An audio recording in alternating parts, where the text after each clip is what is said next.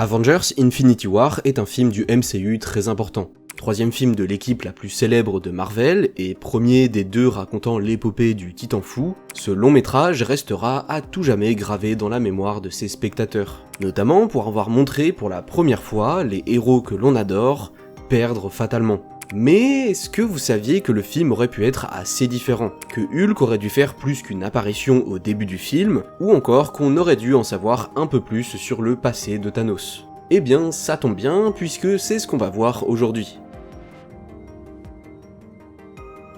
Bon, déjà, remettons les choses rapidement dans leur contexte. Avengers Infinity War commence directement sur le vaisseau de Thor attaqué par un plus gros vaisseau. On nous présente alors très vite Thanos et ses enfants ayant décimé toutes les forces asgardiennes, et évidemment du coup vaincu Thor. Loki va alors essayer de ruser en envoyant Hulk, mais ce dernier va se faire défoncer. Puis il va essayer de ruser une nouvelle fois en attaquant cette fois-ci par surprise. Mais il va échouer et se faire tuer devant les yeux de son frère. Thanos va alors récupérer le cube cosmique et en extraire la pierre de l'espace, pour l'ajouter à son gant.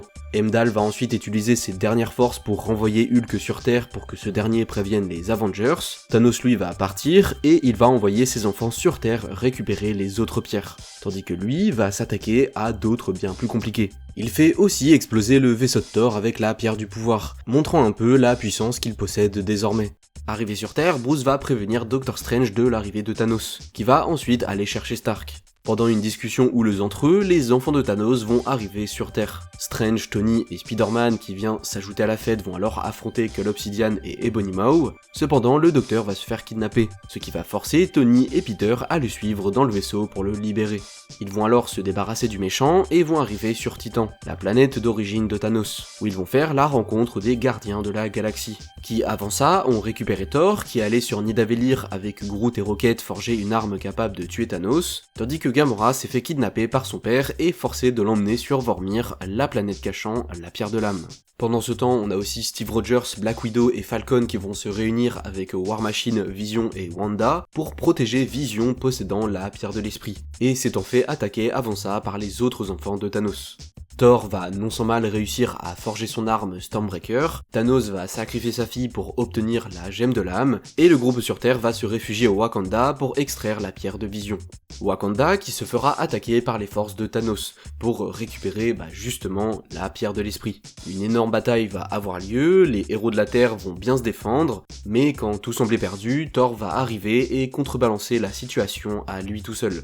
Pendant ce temps, les héros sur Titan vont affronter Thanos alors en possession de 4 pierres de l'infini. Ils vont donner leur maximum, mais ça ne va clairement pas suffire, et le Titan finira par tous les défoncer et prendre la pierre du temps à Strange. Il va alors arriver sur Terre, vaincre tous les héros et récupérer la pierre de l'esprit, en remontant le temps de vision avant qu'il ne soit détruit par Wanda.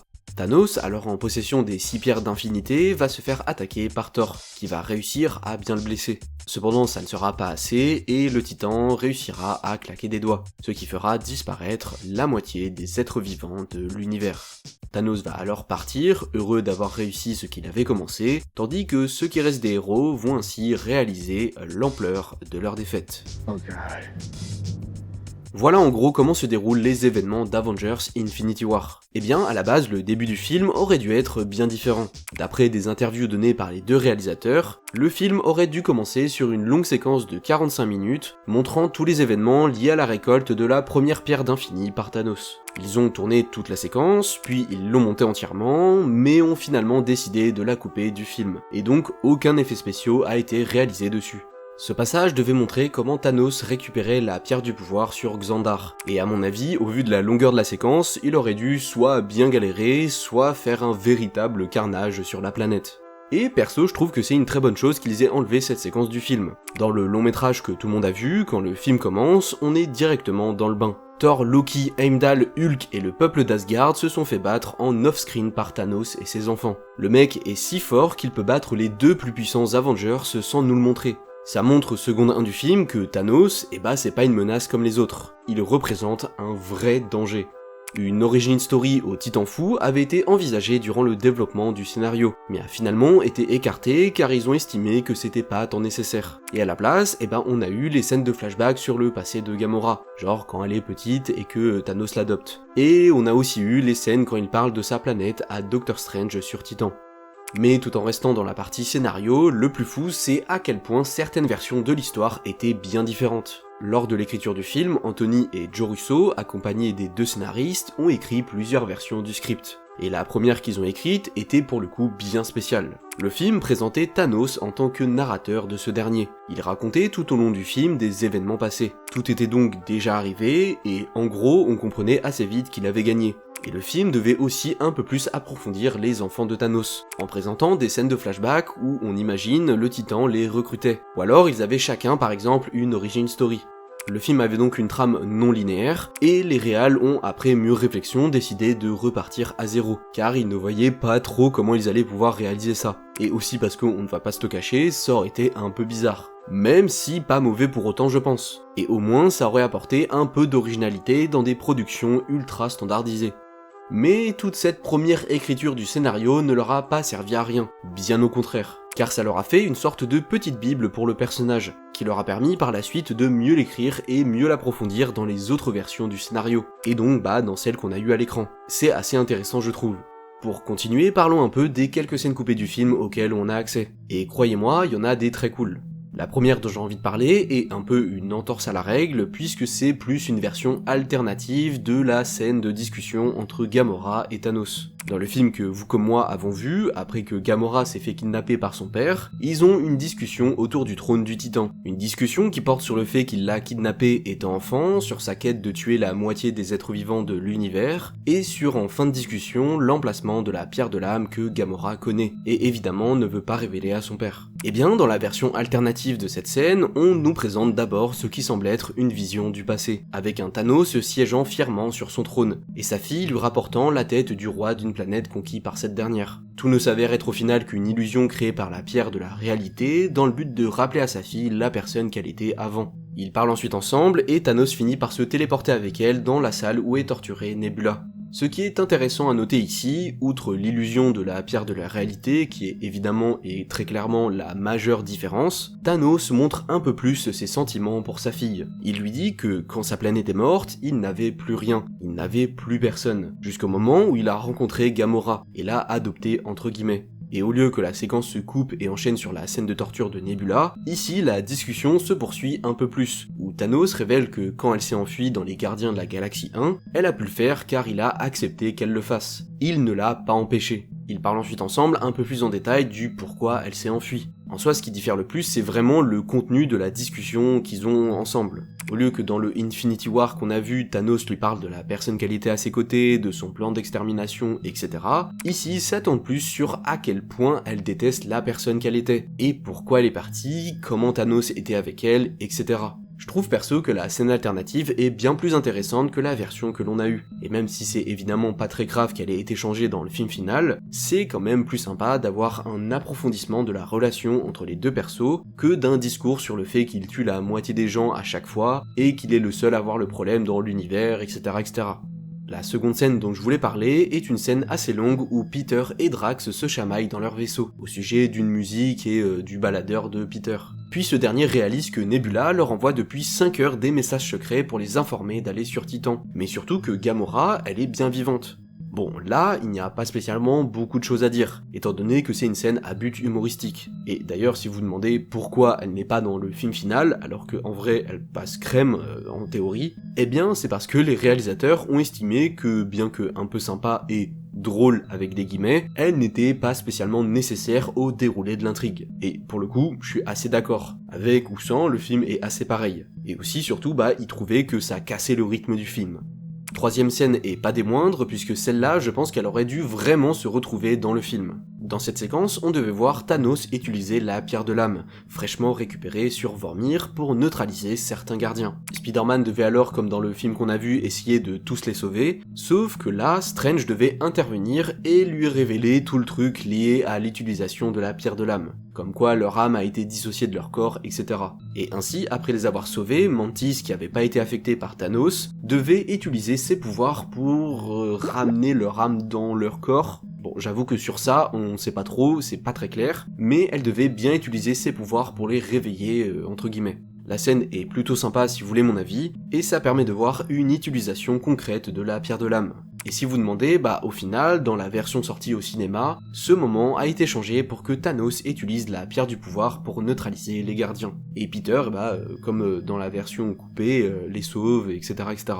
Et enfin, pour finir cette partie sur les scènes coupées, parlons de 2 scènes liées aux personnages de Bruce Banner et de Hulk. Et pour en parler, d'abord, rappelez-vous, on est fin novembre 2017, tout le monde fait sa vie tranquillou, sauf que là, bam, Marvel sort le teaser du prochain Avengers intitulé Infinity War. Vous êtes tout excité, vous le regardez, et vers la fin, oh, trop bien, va y avoir Hulk qui se fight dans le film, génial. Le temps passe, on arrive en mai 2018, vous matez le film au cinéma, et là, c'est la douche froide. Mais où est Hulk? Pourquoi on le voit pas, à part au tout début quand il se fait rétamer? Eh bien, moi je vous répondrais qu'à la base, c'était prévu qu'on le voit, mais ça a été enlevé du film.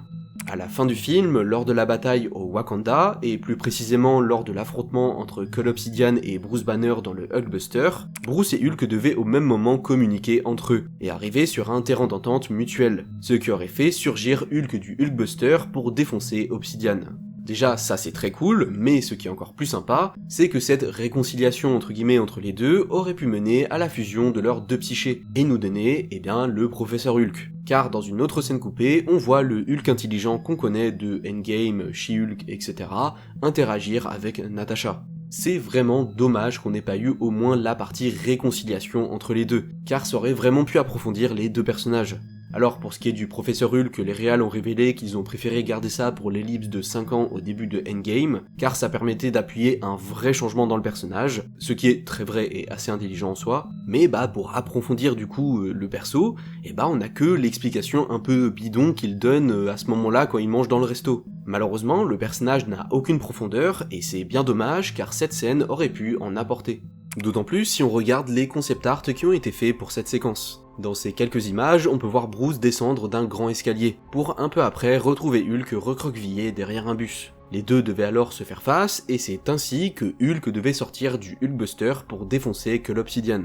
Vous l'avez compris, cette scène se passe dans l'esprit des 2 compères, et on imagine qu'elle aurait pu comporter un moment de dialogue, où les deux auraient discuté et fini par faire la paix et s'accepter l'un l'autre. Et perso, je vous le redis, mais j'aurais adoré voir ça dans le film. En fait, tout le truc qu'on entend tout le temps sur ouais, les persos de Hulk et Bruce, ils ont pas de profondeur, ils sont mal développés et tout, c'est très vrai parce que ce genre de truc a été enlevé de plein de films. Et je pense que grâce à cette scène, tout aurait un peu changé. En plus, elle est visuellement trop stylée, je trouve, donc voilà. Pour enchaîner, on peut parler de se réaliser pour Thanos. Dans cela, on peut voir une partie des ébauches de tenue pour le personnage. Et il y en a des très stylées, genre celle-là que perso j'adore. Mais aussi quelques variations du gant de l'infini, qui sont en vrai assez sympas. Et mention spéciale à celle-là qui, je trouve, vraiment ressemble à un parpaing, genre un truc comme ça. Mais le plus important en ce qui concerne Thanos, c'est ses 3 concept art. Les 2 premiers montrent simplement le personnage à différents âges, ce qui laisse penser qu'on aurait peut-être pu voir lors de flashbacks, par exemple, un Thanos enfant, puis adolescent, puis jeune adulte, puis adulte. Et le 3ème, on le voit aux côtés de ce qui semble être sa famille. Et du coup, si c'est un peu comics accurate, c'est des éternels. Alors oui, évidemment, du coup, j'avoue que c'est pas très clair. Mais si c'est bien des éternels, ça veut dire qu'on aurait pu être très loin de la version qu'on a eue dans le film éponyme. Ces 3 concept art laissent pour moi penser qu'ils ont été réalisés quand l'idée de présenter une origin story à Thanos a été envisagée. Continuons en parlant du design de Crâne Rouge, car oui, vous n'êtes pas sans savoir si vous avez vu le film attentivement que Crâne Rouge, le méchant du premier Captain America, est devenu le gardien de la Pierre de l'Âme. Dans le film, il a un design assez simple, il a une sorte de cape à capuche et on voit son visage bien rouge, genre bien tomate là. Et il est aussi genre un peu sous forme éthérée, enfin si on regarde bien ses vêtements, ils sont pas totalement nets, voilà, ils flottent un peu sur le sol, vous m'avez compris. Eh bien il faut savoir que le personnage est passé par pas mal d'étapes de design. Et d'ailleurs la plupart des concept art qu'on a de lui sont bien plus horrifiques entre guillemets que la version qu'on a eue dans le film. Alors autant il y en a où tu reconnais plus trop le perso et où il ressemble plus à une sorte de ghoul ou genre de zombie, ou autant il y en a des un peu plus simples où il a ses habits du film Captain America avec en plus genre une cape à capuche. Mais perso mes préférés sont ceux-là et ceux-là. Je trouve les premiers assez intéressants, il arbore les couleurs de la Pierre de l'Âme, comme si elle le contrôlait désormais, et perso j'aime bien cette idée. Et pour le deuxième, on a l'impression qu'il ne fait vraiment plus qu'un avec l'endroit, au point d'avoir les 2 tours de la planète sur son crâne. Et je trouve avec ce design, il fait très prête de Doom par exemple. il faut évidemment qu'on parle de ce pourquoi vous avez peut-être cliqué sur cette vidéo, les concept art de Doctor Strange et Iron Man. Déjà, parmi ceux sur Tony, j'ai trouvé que celui-là se démarque du lot, en montrant que son dispositif à nanomachine est bien plus incrusté à son corps et affecte du coup bien plus son corps que juste il est fixé sur sa poitrine. Et sinon, évidemment, on a tous ces super concept art où on peut voir Strange avec l'armure d'Iron Man et Tony avec la cape de Strange. J'aime énormément l'idée qui est que pour sauver Strange de Maw, il envoie ses nanomachines par je ne sais quel moyen sur lui, pour recouvrir son corps. Et grâce à la puissance de la paire du temps qu'il a autour de son cou, ça lui permet au final d'utiliser la magie et les fonctionnalités de l'armure. Et évidemment, pendant ce temps, Tony lui récupère la cape de Strange, histoire qu'il ne soit pas tout nu non plus. Et d'ailleurs, sachez que c'est un des rares concept art où on a des images en vrai, car ça a vraiment été tourné. On a aussi pas mal de concept art liés aux personnages de Thor, Rocket et Groot. Déjà, on a ceux-là, où on les voit sur Nidavellir et où on peut voir un design très différent pour Eitri, mais aussi un design pour d'autres nains qui n'auraient pas été tués par Thanos. On a ensuite celui-là qui est assez cool et où on voit Groot utiliser son corps pour redonner des bras à Eitri pour qu'il puisse forger la hache de Thor. Perso, j'adore l'idée. Et sinon, on a plein de concept art où on peut voir le trio arriver sur une planète bizarre, remplie de morts apparemment, affronter des sortes de serpents géants, et trouver sur le cadavre de l'un d'entre eux une hache, qu'ensuite Thor aurait utilisée. Je pense que ces concept art ont été faits pour explorer l'idée qu'au lieu d'aller sur Nidavellir, ou alors en allant sur Nidavellir, ils auraient rencontré non pas les nains et Eitri, mais un monde hostile rempli de créatures gigantesques, qui aurait permis aux héros de retrouver une arme capable de tuer Thanos. Ou alors un truc du style quoi.